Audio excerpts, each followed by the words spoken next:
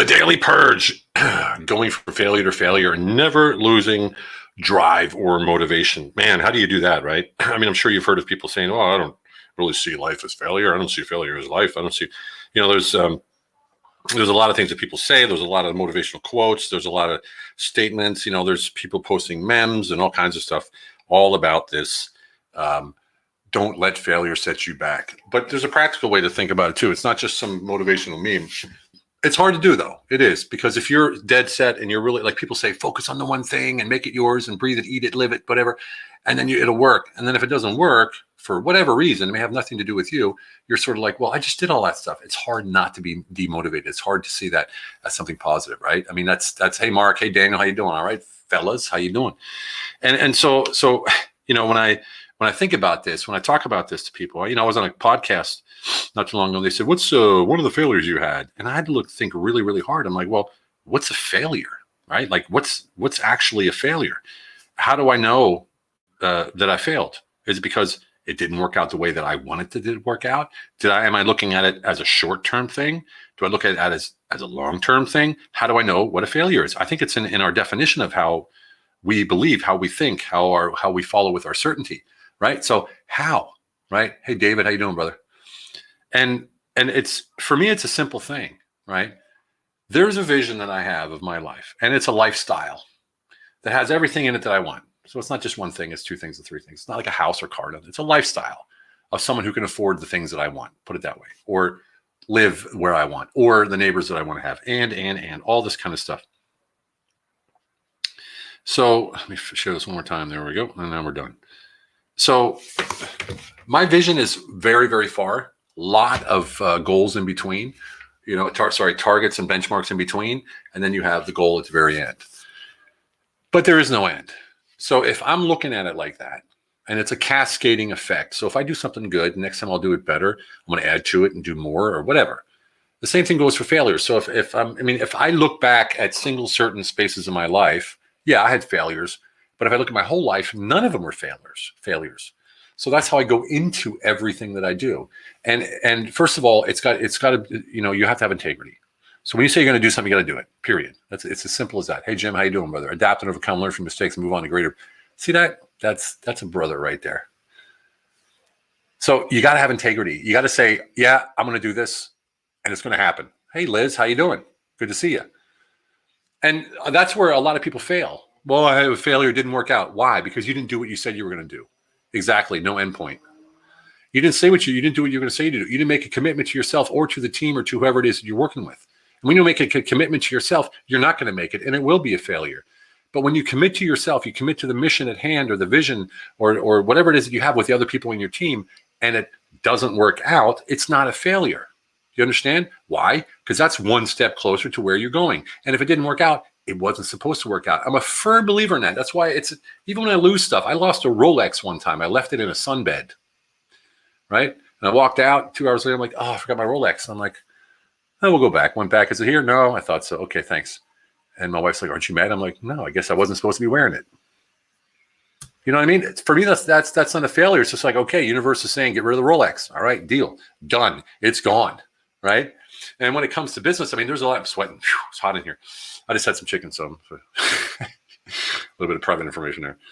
And so when you're looking at your goals in life and you're looking at your life in general, nothing has to be a failure. It all depends on your integrity and the commitment that you have to the things that you do. And so, if I just list a failure, it's really hard for me to think about a failure because I honestly and truly do not think of anything as a failure because I always give my best. I always make a commitment. I always see the thing through that I said that I was going to do, right? There's times, I'm trying to think of one, honest to goodness, a failure, you're changing a perspective. I'll just say, Chris, the man right there, he knows what he's talking about with the epic beard. This dude's a brother, love the man. He's a true brother. And so it's exactly, Chris, it's all about that perspective, your mindset about how you're going to deal with these things. I don't care what it is. I've gotten fired from jobs. I've lost jobs for fighting. This is a long time ago, just so you know. Lost jobs for fighting. Got in an argument. The manager came. I thought it was somebody else and I punched him, right? Exactly, Jim. Failures are learning experiences. But that seems cliche because everyone says that. So what I'm trying to do here is break it down and say it's not cliche. It's actually true. It's true. And if you adopt the learning process, look, we learn our whole lives and we teach our whole lives. We're learning from others and we're teaching others. We're teaching our kids. We're learning from our kids. We're teaching our families. We're learning from our families. We're teaching our employees. We're learning from our employees. You see what I'm saying? Always a teacher, always a student. And when you're in that, everything's a lesson, right? Everything's a lesson. Isn't that great? Think about that for a second. I mean, when you guys, I think most of you know the story where I came home from Chicago. I was this big corporate knucklehead. And they fired me because they shut the company down, the joint venture. And they said, you're gone. And of course it hit me. I was making a lot of money.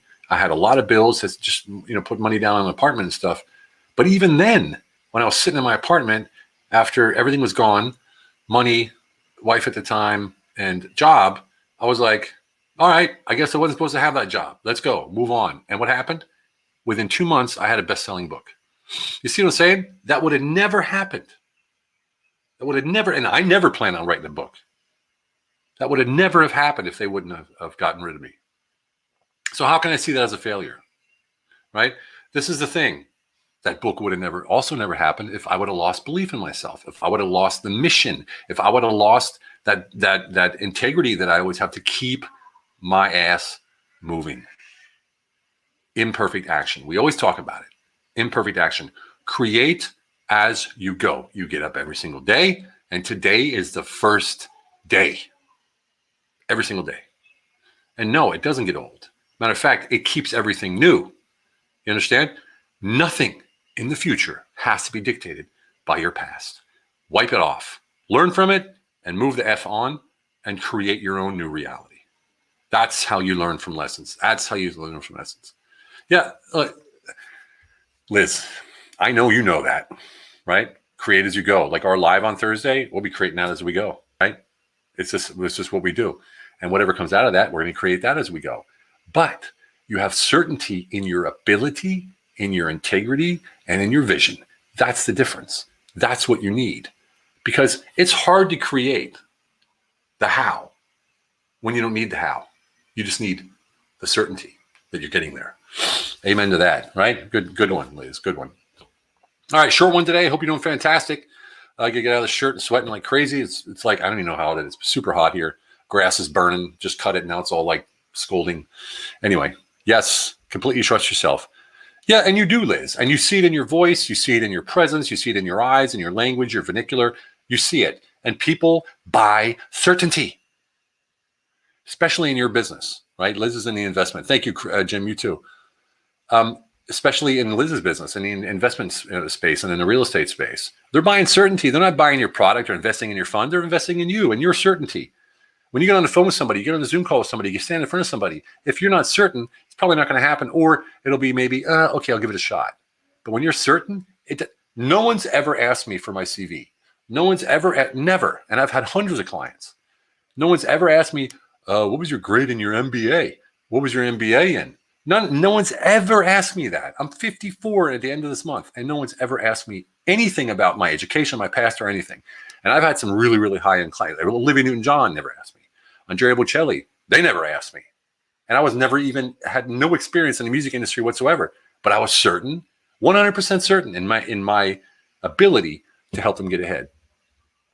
And that's all that matters. So everything I just said, right, has to do with one thing, certainty. And certainty comes from having integrity with yourself, right? Which comes from honesty and transparency. Honesty, integrity, transparency. Hit. That's where it comes from. That's where the certainty comes from. Once you have your identity and your purpose, which you can read in the book. If you haven't gotten the book, look at this, the scroller at the bottom here, humblealphabook.com. Go check it out. You will love it. It will change your life. It will make you certain. And you can go out there and crush it every single day. Even if other people think that you failed, you know, deep down inside, in your nuclear reactor, that's where the power lies, that you did the right thing, because you're growing and you're learning and you're moving forward. That's all that matters. And I'm not saying whitewash it. Embrace that shit and move on. All right, you got it. Rock and roll, everybody. Have a fantastic one. And remember what we always say, it's all about quality of life. See you guys tomorrow.